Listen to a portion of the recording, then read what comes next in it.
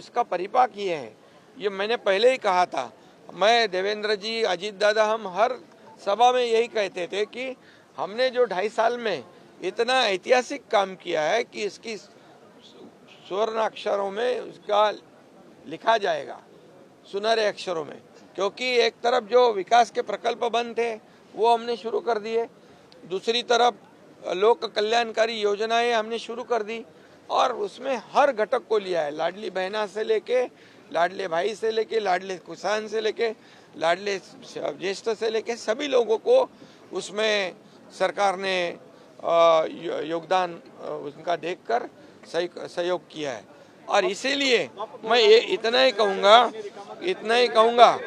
कि उनका जो अभी झारखंड में चुनाव हुआ, प्रियंका गांधी जी का चुनाव हुआ, कई लोगों का चुनाव हुआ, ये इधर का नांदेड़ बाई इलेक्शन का चुनाव हो गया, उसमें भी कांग्रेस की जीत हुई है।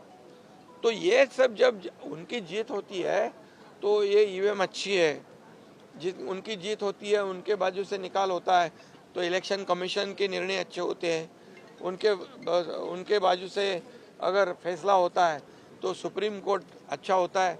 अगर सही फैसला सुनाने के बाद तुरंत वो एजेंसी, वो यंत्रणा गलत हो जाती है, गलत उसको साबित किया जाता है।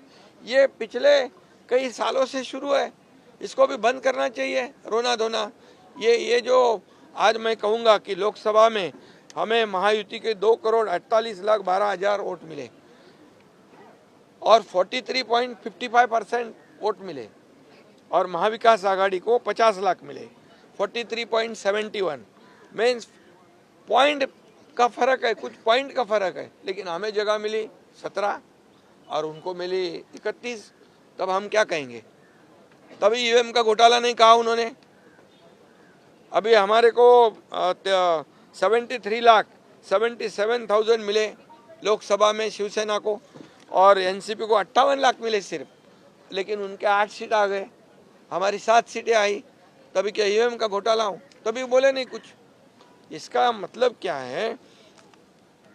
यहाँ पर अभी भी मैं कहूँगा कि महायुति को 49.30% वोट मिला है अभी विधानसभा में, और इनको महाविकास आघाड़ी को, मतलब महायुति को 3,18,00,000, महाविकास आघाड़ी को 2,35,00,000। तो वोट कितने, 1 करोड़ का फर्क है।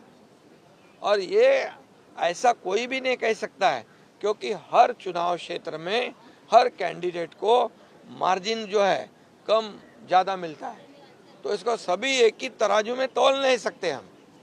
इसलिए मैं यही कहूँगा कि अभी उन्होंने ये ईवीएम वाला जो मामला है, अभी बोले शिवसेना को इतने कम सीटें मिली 16 और हमें मिली 57। तो शिवसेना ने, कांग्रेस ने तो 100 के ऊपर लड़ी थी, हम तो 80 लड़े थे। तो ये भी बात है। तो इसका विश्लेषण करते समय लोगों ने सही विश्लेषण करना चाहिए, क्योंकि ये सिर्फ